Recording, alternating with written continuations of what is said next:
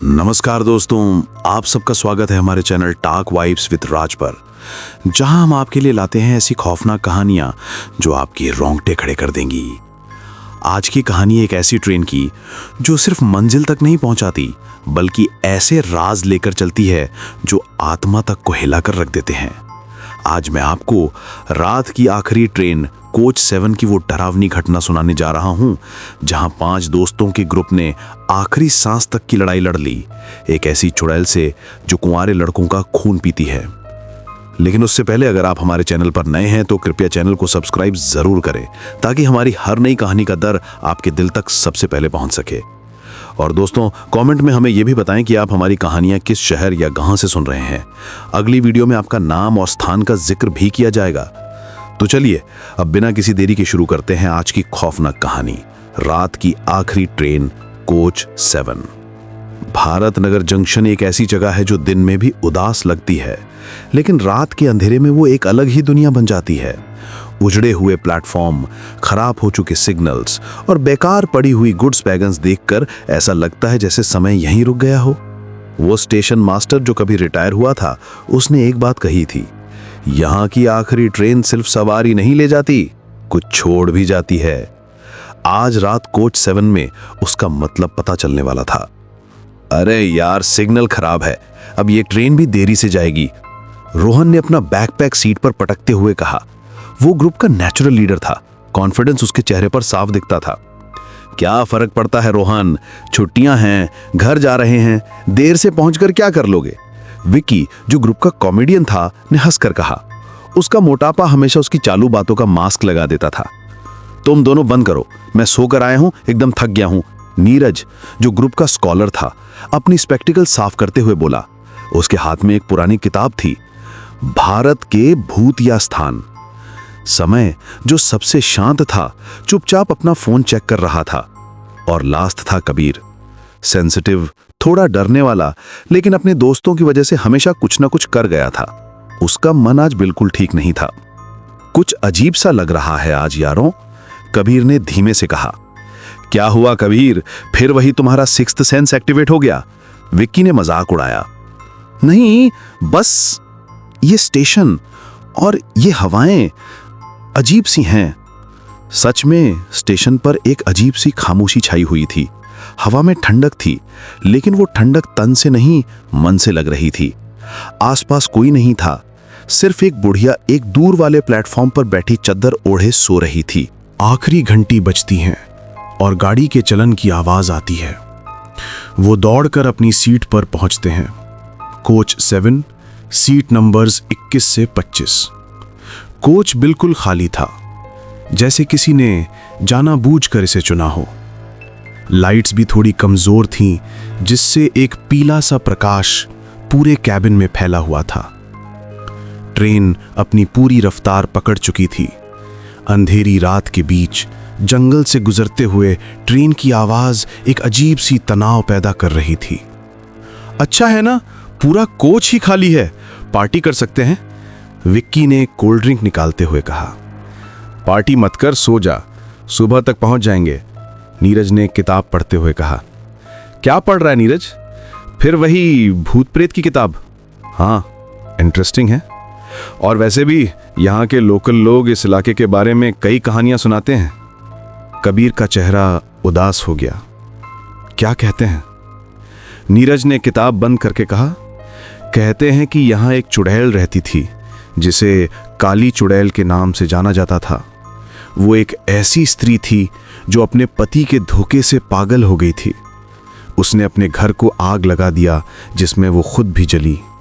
लेकिन मौत के बाद उसका आत्मा यहाँ फंसी। वो खासकर कुंवारे लड़कों से नफरत करती है, क्योंकि उसका पति भी एक कुंवारे लड़के की तरह ही था जो उसे धोखा देकर चला गया था। अरे भाई छोड़ना, ऐसी हवाओं में ऐसी बातें, विक्की ने डर का मजाक उड़ाते हुए कहा, लेकिन उसकी आवाज में भी थोड़ी कांप थी। थोड़ी देर बाद लाइट्स झिमने लगीं। एक अजीब सी खुशबू, जैसे कोई पुरी हुई हो, कैबिन में फैल गई। क्या स्मेल है? समय ने पहली बार आज जोर से बोला। शायद किसी ने कोच साफ किया है, रोहन ने कहा, लेकिन उसकी आंखें डर से भरी हुई थीं। अचानक विक्की चिल्लाया, कोई है? सबकी नजरें उसकी तरफ घूमी। क्या हुआ विक्की? मैंने एक औरत को खड़ी देखा, वो खिड़की के पार कॉरिडोर में खड़ी थी। सब उठकर कॉरिडोर में देखते हैं, कोई नहीं था। तेरी नजर खराब है विक्की, लेकिन उसकी सांस तेज चल रही थी। मैं सच कह रहा हूं, वो बिल्कुल नंगी थी, उसके बाल लंबे थे और उसकी आंखें बिल्कुल काली थीं। कुछ देर तक सब चुप बैठे रहे। फिर रोहन ने कहा, चलो खेलते हैं, ट्रूथ एंड डेयर। अरे भाई, इतनी रात को क्या ट्रूथ एंड डेयर? कबीर ने डर से कहा। डर लग रहा है तो मत खेल। सबने मना कर दिया। लेहर रोहन के कहने पर सब मान गए। पहला चांस विक्की का आया। विक्की, सच बता, तूने कभी किसी को धोखा दिया है? विक्की थोड़ा हिचकिचाया, फिर बोला, हाँ, एक बार। मैं एक लड़की को डेट कर रहा था, लेकिन साथ ही दूसरी को भी। एक दिन दोनों मिल गईं और मेरे सामने ही लड़ने लगीं। उस दिन मैं वहां से भाग आया। जब विक्की बात कर रहा था, तब सबको ऐसा लगा जैसे कोई कॉरिडोर से अंदर देख रहा है, लेकिन जब देखा कोई नहीं था। अब रोहन की बारी। उसने समय से पूछा, समय, तेरी लाइफ की सबसे बड़ी वीकनेस क्या है? समय ने कुछ सोचा, फिर धीमे से बोला, मैं एक बाप का गुनाह छुपा रहा हूं। उसने किसी को मारा था और मैं चुप था। आज तक किसी को नहीं बताया। उसी पल ट्रेन का लाइट बिल्कुल बंद हो गया। अंधेरा छा गया। सब चिल्लाए, कोई नहीं, शांत रहो, रोहन ने कहा, लेकिन उसकी आवाज भी कांप रही थी। लाइट्स फिर से आ गईं, लेकिन अब वो लाल रंग की थीं। पूरे कोच को लाल रोशनी ने घेर लिया, जैसे खून से भरा हुआ हो। और फिर एक आवाज आई, एक ऐसी हंसी जो बिल्कुल इंसानी नहीं लग रही थी। वो हंसी कॉरिडोर से आ रही थी, बिल्कुल उनके कैबिन के बाहर। कोई है? कबीर ने चिल्लाया। सब डर के मारे एक दूसरे से चिपक गए। रोहन ने हिम्मत करके कॉरिडोर की तरफ देखा। वहां कोई नहीं था, लेकिन उसकी नजर रेस्टरूम के दरवाजे पर पड़ी। दरवाजा बंद था, लेकिन उसके नीचे से एक गहरी छाव दिख रही थी, जैसे कोई अंदर खड़ा हो। वो अंदर है, रोहन ने धीमे से कहा। कौन अंदर है? नीरज ने पूछा, जिसके हाथ से किताब गिर चुकी थी। मैं नहीं जानता, लेकिन कोई तो है। अचानक रेस्टरूम का दरवाजा धीरे से खुलने लगा। एक हाथ, जो बिल्कुल इंसानी नहीं लगा, दरवाजे के किनारे से निकला। लंबी काली उंगलियां, जिनके नाखून बिल्कुल तेज थे। सब चिल्लाए और पीछे हटने की कोशिश की, लेकिन वो इतने डरे हुए थे कि हिल भी नहीं पा रहे थे। फिर दरवाजा पूरी तरह खुल गया। अंदर कोई नहीं था, सिर्फ एक आईना था जिसमें किसी का चेहरा नहीं, बल्कि एक अजीब सी आकृति दिख रही थी। यहां से निकलो, रोहन ने चिल्लाकर कहा। सब दौड़कर कॉरिडोर में आए, लेकिन वहां भी कोई नहीं था। ट्रेन तेजी से दौड़ रही थी और उन्हें लग रहा था जैसे वो किसी अंधी गली में फंस गए हैं। अचानक विकी ने एक चिल्लाई मारी, मेरी टांग, किसी ने पकड़ा है। सबकी नजर विकी की तरफ गई। उसके दोनों पांव पर कोई हाथ नहीं था, लेकिन वो चीख रहा था, छोड़ो मुझे, छोड़ो। उसके पांव पर निशान बन रहे थे, जैसे कोई उसे पकड़कर खींच रहा हो। रोहन और समय ने उसे पकड़कर खींचना शुरू किया, जैसे कोई इनविजिबल फोर्स उसे खींच रही हो। अचानक विकी आज़ाद हो गया। वो गिर गया और सांस लेने लगा। उसके पांव पर गहरे निशान थे, जैसे किसी ने उसे जोर से पकड़ा हो। यहां से बाहर निकलना होगा, नीरज ने कहा। ये कोच ही खराब है। सब दौड़कर कोच के डोर की तरफ गए, लेकिन दरवाजा बंद था। उसे खोलने की कोशिश की, लेकिन वो हिल भी नहीं रहा था। किसी ने इसे बाहर से बंद कर गया है, रोहन ने गुस्से से दरवाजे को ठोकते हुए कहा। और फिर लाइट्स फिर से बंद हो गईं। इस बार अंधेरे में वो हंसी फिर से सुनाई दी। अंधेरे में सब एक दूसरे को पकड़कर बैठे रहे। कोई बोल नहीं रहा था, सिर्फ सांसें ही सुनाई दे रही थी। अचानक नीरज बोला, मैं जानता हूं कौन है वो। कौन? रोहन ने पूछा। वो काली चुड़ैल, मैं किताब में पढ़ रहा था। वो आईने के जरिए से आती है और वो कुंवारे लड़कों को मारती है। लेकिन हम सब तो कुंवारे हैं, समय ने डरावे से कहा। यही तो बात है, वो हम सबको यहां मरेगी। अचानक लाइट्स फिर से आ गईं, इस बार नॉर्मल वाइट लाइट। सबने सोचा कि सब ठीक हो गया है, लेकिन जब उन्होंने आसपास देखा तो उन्होंने देखा कि हर खिड़की पर हाथ के निशान थे, जैसे किसी ने बाहर से खिड़कियों को पकड़ रखा हो। और फिर उन्होंने देखा कि कोच के आईने में एक अजीब सी चीज दिख रही थी। हर आईने में एक ही चेहरा दिख रहा था, एक ऐसी औरत का चेहरा जिसके बाल खुले हुए थे, आंखें काली थीं और मुंह से खून बह रहा था। वो यहाँ है, कबीर ने चिल्लाया, और उसी पल कोच की सारी खिड़कियां एक साथ टूट गईं। तेज हवा कोच में घुसने लगी, जिससे आवाज कानों को छेद रही थी। और फिर उन्होंने उसे देखा। वो कॉरिडोर के एंड में खड़ी थी, बिल्कुल नंगी, जिस्म काला, बाल लंबे और घेरे हुए, आंखें बिल्कुल काली और मुंह से खून टपक रहा था। तुम सब मरोगे, उसने कहा, ऐसी आवाज में जैसे किसी ने पत्थर को रगड़ा हो। चुड़ैल उनकी तरफ दौड़ने लगी। उसके पैर जमीन को छू भी नहीं रहे थे, वो हवा में तैर रही थी। भागो, रोहन ने चिल्लाया। सब अलग अलग दिशाओं में भागने लगे। रोहन और विकी एक तरफ, नीरज, समय और कबीर दूसरी तरफ। रोहन और विकी रेस्ट रूम में छुपे। अंदर अंधेरा था, लेकिन वहां भी एक आईना था। क्या करेंगे रोहन? विकी ने डर से पूछा। कुछ तो करना होगा, उसे रोकना होगा। अचानक रेस्टरूम का दरवाजा बंद हो गया। लाइट्स झिममिने लगीं। आईना, उससे मत देखो, रोहन ने चिल्लाया, लेकिन देर हो चुकी थी। विकी ने आईने में अपना चेहरा देखा, लेकिन आईने में उसका चेहरा नहीं, बल्कि वो चुड़ैल दिख रही थी। उसने हंसी और फिर आईने से एक हाथ निकला और विकी के गले को पकड़ लिया। मदद करो, विकी ने चिल्लाया, लेकिन उसकी आवाज घिर गई। रोहन ने दरवाजा खोलने की कोशिश की, लेकिन वो नहीं खुल रहा था। उसने पीछे मुड़ के देखा तो विकी को आईने के अंदर खींचा जाता देखा। एकदम से विकी गायब हो गया। सिर्फ उसकी चिल्लाई ही सुनाई दी, जो धीरे धीरे खामोश हो गई। रोहन ने दरवाजा तोड़कर बाहर निकलना चाहा, लेकिन उससे पहले उसने आईने में अपना चेहरा देखा। उसमें भी वो चुड़ैल दिख रही थी, हंस रही थी। तुम नेक्स्ट हो, उसने कहा।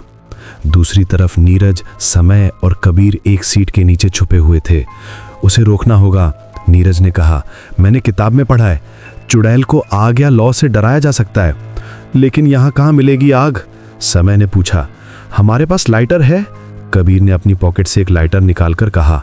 अचानक समय ने एक चिल्लाई मारी, मेरे पीठ पर क्या है? नीरज ने देखा, समय की शर्ट पर खून से एक नंबर लिखा हुआ था, 3। ये क्या है? कबीर ने डर से पूछा। ये नंबर है। कौन सी डेथ है? नीरज ने कहा। विकी पहला था, रोहन दूसरा और समय तीसरा। ये कैसे हो सकता है? हमने तो विकी और रोहन को मरते हुए नहीं देखा, समय ने कहा। वो आईने के अंदर ले जाती है, वो उसका दुनिया है। अचानक समय की आंखें फैल गईं। वो यहां है। सबने देखा, चुड़ैल उनके सामने खड़ी थी, हंस रही थी।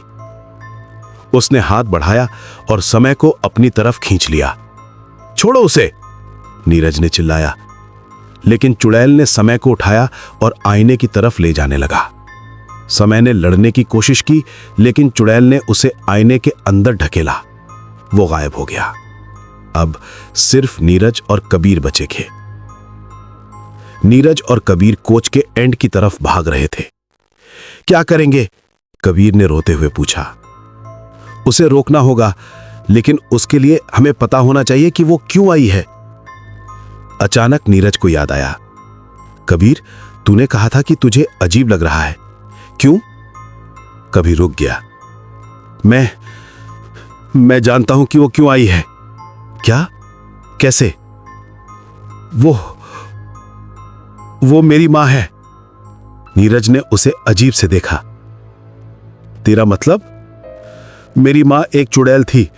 उसने मुझे एक इंसान से पैदा किया था, लेकिन जब मेरे पापा को पता चला तो उन्होंने उसे छोड़ दिया। वो पागल हो गई और आग लगाकर मर गई, लेकिन उसका आत्मा यहां फंसी हुई है।